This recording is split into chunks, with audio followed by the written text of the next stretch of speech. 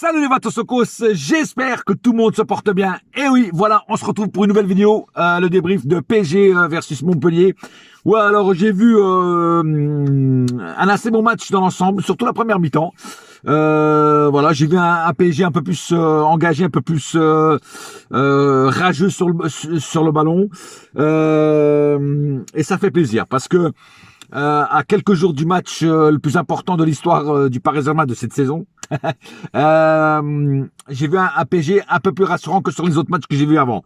Alors la première mi-temps a été bonne en général avec le super but de Gay. Voilà, on a maîtrisé, on a fini par marquer. La deuxième mi-temps a été un peu plus laborieuse. Il y a eu des moments de flottement, des moments où je me suis un petit peu emmerdé, endormi.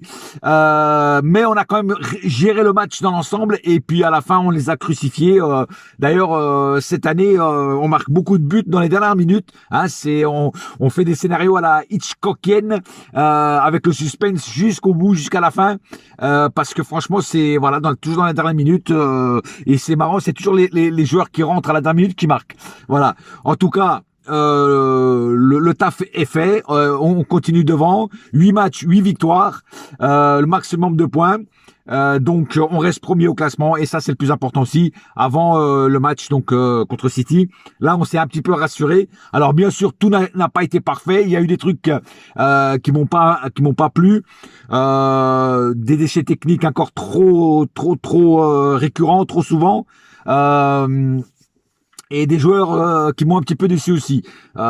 Surtout deux joueurs sur le terrain qui m'ont déçu. Un qui ne m'étonne pas du tout parce que bon, ce joueur ne m'a jamais surpris par l'agréable. Et l'autre m'a déçu parce que c'est un excellent joueur et il n'a pas fait ce soir un excellent match. Il a fait même un match très moyen, mais je dirais après qui sait pendant le cas par cas. Bon, en tout cas, comme j'ai dit tout à l'heure, le taf est fait.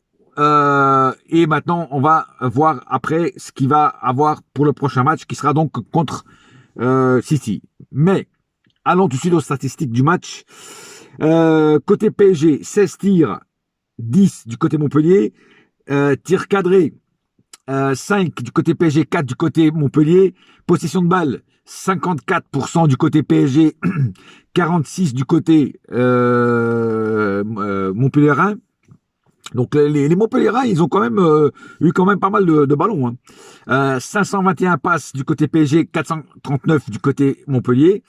Ça c'est surtout, tu vois, il y a pas une grosse différence. Pourquoi? Parce qu'en fait en deuxième mi-temps, on a un petit peu baissé de régime. Tu vois, comme je dis tout à l'heure, on a comment dire, on a donné beaucoup en première mi-temps, puis après on a un petit peu, comme je dis, baissé de régime. Ça a été un petit peu la locomotive à vapeur et non plus le TGV.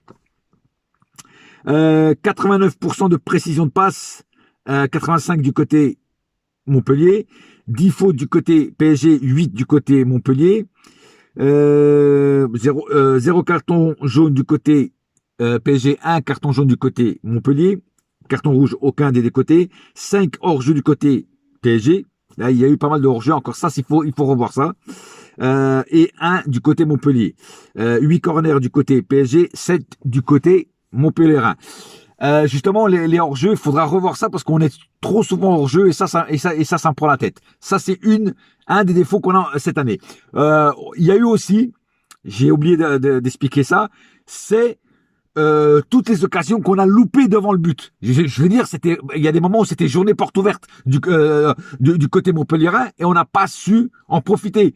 Beaucoup trop d'occasions ratées. Et ça, contre des grosses équipes comme celles qu'on va affronter après, ça, il faut pas faire ce genre de truc.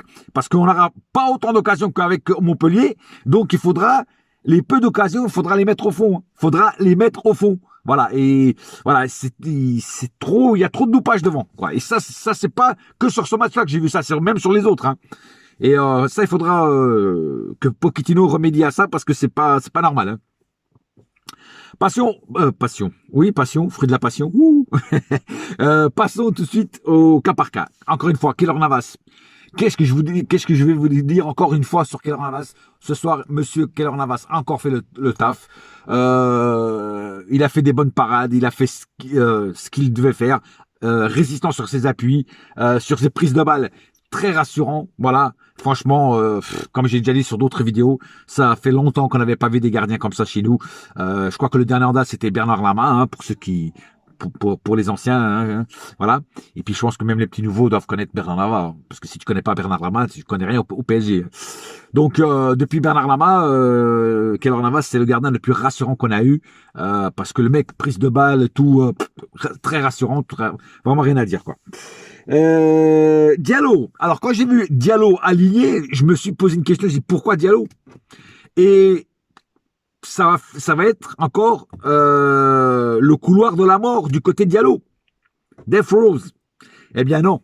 Diallo a tenu son couloir et a fait en général un très bon match. Voilà. Il faut le dire aussi, quand il fait des bons matchs, eh ben, il faut le dire. De temps en temps, il était battu sur quelques duels, mais la plupart du temps, le mec, il était là, il a fait son taf. Voilà. Donc ce soir, moi franchement, je trouve que Diallo a fait un bon match. Voilà. Kipembe, toujours pareil, Kipembe, Marquinhos, la paire va ensemble. C'est comme si t'achètes une chaussure, si t'as pas les deux paires, rien ne va plus. Quand les deux sont là, Kipembe, Marquinhos, pareil, rien à dire. Kipembe, c'est la partie physique, le mec qui se jette corps et âme pour défendre. Marquinhos, c'est l'intelligence, c'est la technique. Franchement, rien à dire. Les deux ensemble, bah, ça fait un duo excellent, frère. Voilà, rien à dire encore ce soir pour ces deux-là. Hakimi, qu'est-ce que je vais encore dire sur Hakimi, à part qu'il est qu'il est incroyable. Incroyable ce mec. Incroyable. Le mec, la vitesse, la percussion, les centres, l'intelligence de jeu, c'est atroce, mais dans le bon sens, tu vois. C'est atroce comment il est bon, quoi. C'est un truc de fou, frère. Voilà, il faut juste qu'il voilà, qui travaille un peu sa défense, et ça sera le joueur parfait. Ça sera le joueur parfait. C'est un truc de fou. Hakimi, quand il est du côté droit, bah moi je suis rassuré aussi, quoi. C'est incroyable, incroyable. Herrera, ce soir, encore une fois, très bon match de Herrera, un match intelligent. Le tir qui met sur la barre, franchement, si ça aurait été but, ça aurait été un des buts de la semaine, voire de l'année, peut-être, même de la saison, je sais pas. Très beau tir. Et puis, il récupère beaucoup de ballons. Pareil, un jeu intelligent, percute beaucoup à l'avant, fait des replis défensifs. Herrera, cette année, je sais pas ce qui se passe avec lui, mais le mec, il a mangé du cheval, frère. Il a mangé, je sais pas, il a mangé du cheval, il a mangé Speedy Gonzalez, il a mangé Bip Bip, il a tout mangé, frère. Tellement il est bon. Tellement il est bon, frère. C'est un truc de fou. Moi, j'ai jamais vu un Herrera comme ça. Toutes les autres années, je le critiquais, je voulais même qu'il parte. Mais cette année, c'est pas que j'ai retourné ma veste, c'est que le mec, il s'est métamorphosé, le mec. C'est l'homme qui va les là. Comme je dis la dernière fois, c'est Steve Austin, le mec. C'est Herrera, non, rien à dire, encore une fois. Très bon match de Herrera.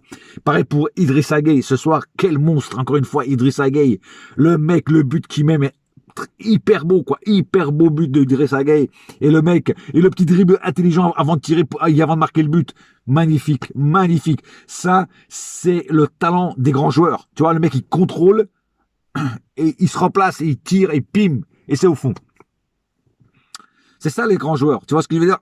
Et cette année, Idrissa Gueye, bah, et pareil, il est excellent, excellent. Bon, de temps en temps, il y a des matchs où il est un petit peu moins bon, mais sinon, ce soir, voilà, le mec, il a fait le taf, il a fait ce qu'on lui demande. Voilà, et encore une fois, j'espère qu'il sera aligné contre City, parce qu'on aura besoin de lui avec cette force-là. Mon flop au milieu, ça sera encore une fois, et c'est un des joueurs que je disais tout à l'heure, c'est Paredes. Paredes, encore une fois, fantomatique. Ce mec, c'est un barbare. Déjà, il fait des tacles assassins. Encore une fois, aujourd'hui, il a fait des tacles un petit peu assassins, même s'il a pas reçu de carton. Mais Paredes, c'est un joueur qui me déçoit. De temps en temps, je le voyais marcher sur le terrain. Et puis ce soir, il a rien fait. On l'a pas vu, mec. On l'a pas vu. On l'a vu une ou deux fois. Après, en fait, pour moi, c'est comme si on avait un milieu à deux aujourd'hui, tu vois. Herrera, on le voyait tout le temps. Gay, on le voyait tout le temps. Paredes, on le voyait jamais. C'est un truc de fou. Bah ouais, mais il sera dans mes flops, Paredes, hein. Di Maria a fait du Di Maria, c'est-à-dire qu'il a dribblé, percuté, centré, possession de balle, récupération de ballon. Di Maria ce soir a pratiquement tout fait. Voilà. Et ça, encore une fois, c'est un joueur qui prend de l'âge, mais en fait il est comme le vin, il se bonifie avec l'âge. Voilà, c'est C'est vrai, hein, mais c'est incroyable à dire, mais c'est la vérité. Donc pour moi, encore une fois, Di Maria ce soir a fait un bon match aussi. Neymar a fait du Neymar, comme d'hab. Mais aujourd'hui, il a joué plus en équipe. Voilà, j'ai trouvé qu'il passait plus souvent le ballon. Alors oui, de temps en temps, il avait encore deux, trois dribbles à lui qu'il voulait faire, deux, trois petits jeux de jambes qu'il a fait qui étaient beaux à voir. Je l'avoue, franchement, c'est du jeu à la brésilienne.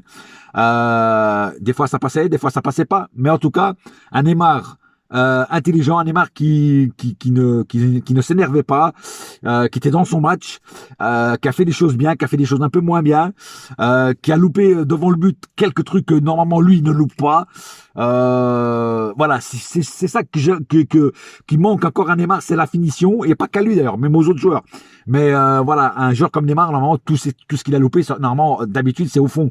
Et là, dans la finition, il lui manque ce petit truc encore pour que ce soit parfait. Et ce soir, j'ai vu un Neymar presque parfait. Voilà. Et moi, en tout cas, je pense que contre City, à moins que je me trompe, mais contre City, je pense qu'il va faire le taf et je pense qu'il va jouer en équipe. Il va pas trop jouer les personnels parce que là, il faut vraiment jouer en équipe parce que d'autre côté, c'est du lourd. Mbappé, c'est le deuxième joueur qui m'a déçu et ça me fait chier parce que c'est un joueur qui d'habitude fait ses matchs et là ce soir il a été un petit peu décevant. Alors oui, il a fait deux trois trucs intéressants, c'est vrai, je le reproche pas. Alors c'est pour ça que je dis qu'il a pas fait un match dégueulasse, mais là, pour moi il a fait un match moyen, voilà, très moyen.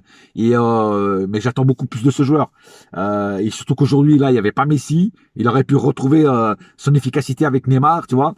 Et ça a été trop léger à mon goût. Mbappé pour moi doit arracher plus, tu vois, doit créer des occasions plus que ça et surtout les mettre au fond. Et ce soir j'ai vu ni une chose ni l'autre. Et ça c'est dommage pour un joueur de cette qualité. Voilà, ça c'est mon grand regret pour Mbappé. Voilà. Pour les rentrées, Will Jaldoum, bon, il n'a pas apporté pas grand-chose. À un moment ici, il a fait une occasion où il a récupéré un bon ballon. Sinon, bon, voilà, c'est trop court pour le juger. Pareil pour Icardi. Par contre, Draxler, Draxler, je crois qu'il a fait le but le plus rapide après une entrée sur le terrain. C'est-à-dire le mec, il rentre, poum, pif, il marque. Et 30 secondes après, le mec, il marque. C'est un truc de malade. Alors, je peux impossible de dire que Draxler a fait une mauvaise rentrée. Il a fait une excellente rentrée. Même lui, il a dit, c'est juste, tu vois, le mec, il marque le but, puis il est là, il regarde les autres, puis il fait, ah ouais, je sais.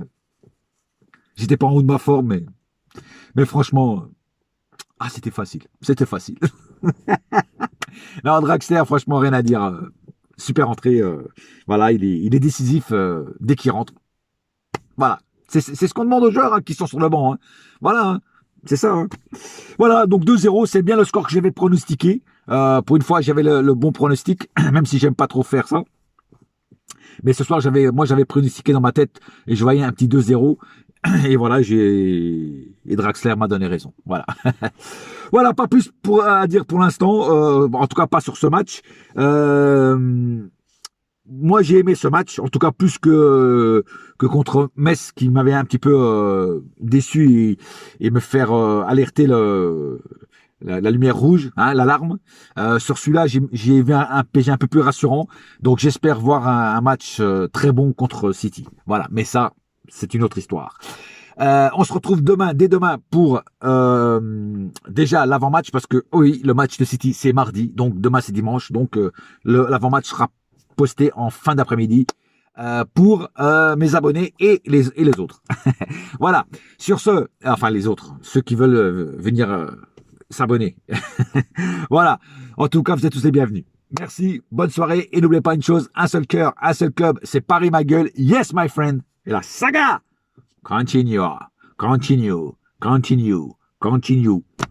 merde, j'ai bugué. Ouh, voilà.